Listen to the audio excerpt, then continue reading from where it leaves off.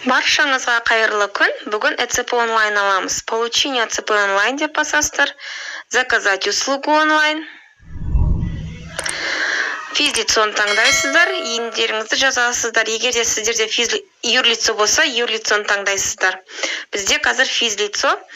Иінімізді жазамыз. Отправить запрос деп басамыз. Мына жақтамын 2 галочка шығып тұрады сіздерде. Удостоверениеға қоямыз да.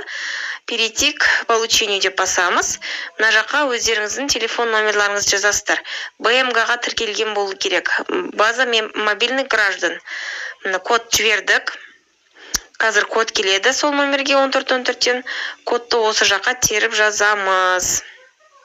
Мына кодымыз келді. Мына қазір жазамыз.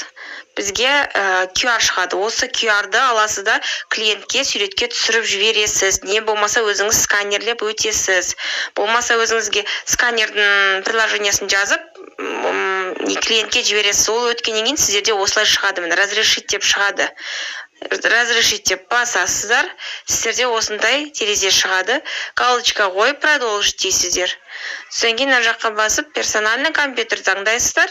Және лупаға басып открыть дейсіздер, чтобы бұл кілттеріңіз рабочий столға сақталу үшін. Подать заявку басасыздар.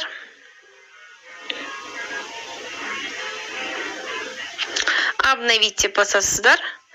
Мына астына түсеміз. Мына жаққа пароліміз құрастыруымыз керек. Өздеріңіз пароль құрастырасыздар. Екеуінің де паролі бірдей болу керек. Мына загрузить сертификаты деп басасыздар.